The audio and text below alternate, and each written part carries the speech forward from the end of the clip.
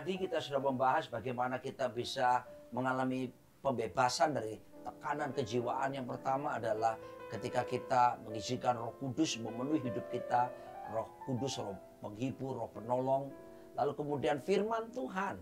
Ya, firman Tuhan berkuasa, sanggup memisahkan roh dan jiwa. Dan firman Tuhan memberikan kelegaan. Yesus berkata dalam Yohanes 8 ayat 32, barang siapa mengetahui kebenaran, yaitu firman, kebenaran akan memerdekakannya.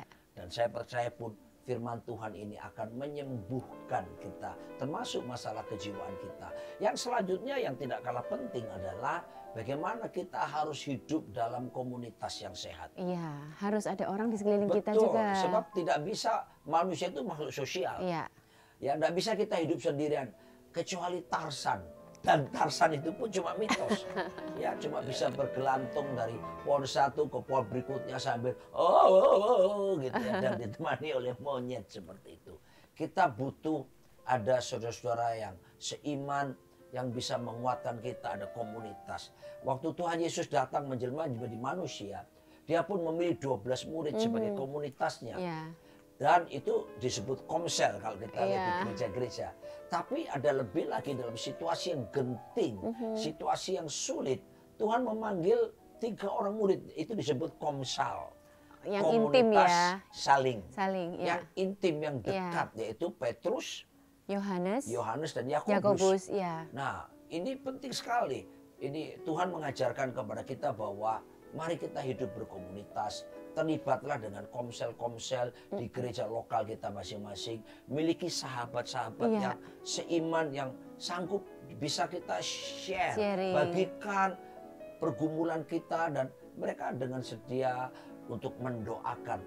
Kalau kita mengangkat beban seorang 100 kilo sendirian, tentu terasa berat. Tapi kalau 4 orang mengangkat beban, itu akan menjadi lebih ringan lagi. Dan sanggup ya. Seperti firman Tuhan katakan dalam Ibrani 10 ayat 25 berkata begini. Janganlah kita menjauhkan diri dari pertemuan-pertemuan ibadah kita, seperti yang dibiasakan oleh beberapa orang. Tetapi marilah kita saling menasehati dan semakin giat melakukannya menjelang hari Tuhan yang semakin mendekat.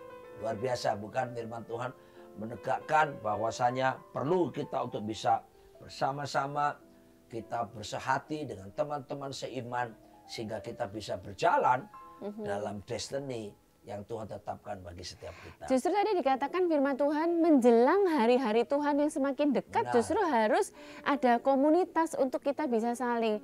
Kita melihat ini Tuhan luar biasa ya. Tuhan tuh ngerti, makanya kalau dikatakan oh Alkitab itu enggak relevan, justru Alkitab sangat relevan. Dia berkata justru menjelang hari Tuhan.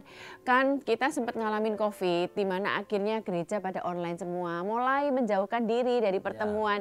Justru Tuhan di sini mengingatkan, justru Tuhan sangat relevan. Bukan? Betul. Jangan menjauhkan diri, kamu harus ada komunitas, harus ada saling yang saling menguatkan gitu ya. Nah kemudian kami akan memberikan data juga dari seorang psikiater dan dia pemenang dia pemenang dari beberapa riset, namanya David Dibern. Contoh kata, dia memberi contoh seseorang yang katakanlah bernama Linda. Linda ini ngalamin masalah dalam keluarganya. Gitu ya, dimana selama ini dia menceritakan kepada orang luar bahwa keadaannya baik-baik saja, dia menutupi apa yang terjadi di dalamnya. Tapi ketika dia mengalami masalah, apa yang akan terjadi? Dia akhirnya menutup diri. Dia tidak mau ketemu dengan orang-orang dekatnya. Ya, it's okay untuk sementara saja. Karena ketika tidak bertemu dengan teman, dia berpikir nggak ada orang yang judge aku, nggak ada orang yang tanya ini itu. Aku malas menjawab dalam kondisi seperti ini. Fase ini masih bisa disebut it's okay to not be okay. Itu kan drakor ya. Korban drakor gitu ya. Nah, jadi ya untuk sementara oke aja. Tapi David Dibern ini juga menyatakan kalau kita ikutin terus pola hidup seperti ini akan seperti spiral yang menurun. Nah, maka lama-kelamaan kita akan semakin mengisolasi diri. Ketika kita semakin isolasi diri, pola pikir kita akhirnya membenarkan bahwa kita hal-hal yang negatif itu tadi. Bahwa katakanlah, oh memang aku seperti ini, tidak ada orang mengerti aku memang tidak layak, apalagi bully-bully zaman sekarang gitu ya. Terus semakin mengisolasi, semakin turun lagi, mulailah di tahap depresi. Nah, kalau depresi di titik low terus dibiarkan, terus semakin tidak mau ketemu orang, inilah bahayanya. Karena kemudian iblis ambil alih. Dia memberikan teror dan bahkan memotivasi untuk bunuh diri itu tadi. Karena benar-benar dia merasa, oh aku benar, aku memang tidak berharga lagi. Jadi sekarang apakah yang harus kita lakukan? Jangan terus mengurung diri, keluarlah, bangkitlah. Kita jangan berpikir, oh teman-temanku semua judge aku. Tidak, masih ada orang tulus yang baik, yang mau menerima kita kok. Betul. Contohnya, satu kuda itu hanya mampu menarik 250 kg berat benda. Iya.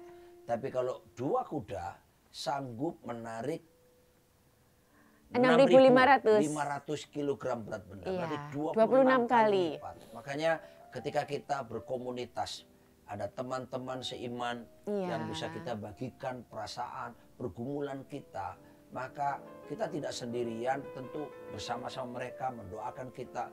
Dan tentunya itu akan memberikan dorongan kekuatan untuk bisa memikul lebih kuat lagi apapun yang beban yang kita alami. Dan bahkan Tuhan Yesus pernah berkata, marilah kepadaku hai kamu yang letih lesu dan yang berbeban berat. Aku akan memberikan kelegaan kepadamu. Wow, jadi pemirsa Household of Faith, hari-hari ini kalau Anda mengalami tekanan hidup yang berat, Anda sedang mengalami kekecewaan, Anda sedang stres, saya tahu dan saya percaya Tuhan mengerti keadaan saudara. Jangan mengisolasi diri. Jangan saudaraku akhirnya cuma berdiam di kamar, dan itu akan menuntun daripada kuasa yang lain. Iblis akan mengintimidasi dan mendorong kita untuk bertindak hal yang bodoh, termasuk mengambil keputusan untuk bunuh diri. Sebab itu mari keluar dari rumahmu, berkomunitaslah. Bunuh diri bukan solusi ya. Betul sekali. Bukan solusi, bukan solusi. Ada jalan keluar senantiasa.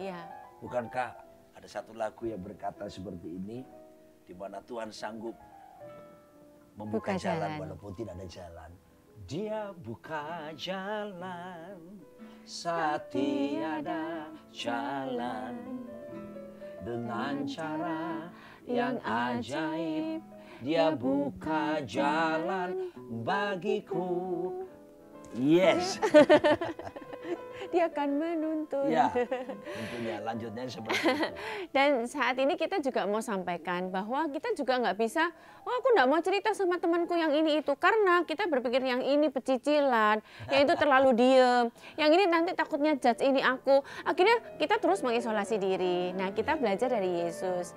Dia punya 3 orang kan, Petrus, Yohanes, Yakobus. Kalau kita lihat Petrus pun juga bukan orang yang maksudnya calm gitu. Dia justru orang yang reaksioner gitu ya. Ketika lihat Yesus berjalan di atas air, dia langsung berkata, "Guru, kalau itu memang engkau, biarkan aku berjalan di atas air." Dia melangkah. Begitu dia keluar dan berjalan, tiba-tiba ada angin, baru dia khawatir. Jadi memang seperti itulah Petrus.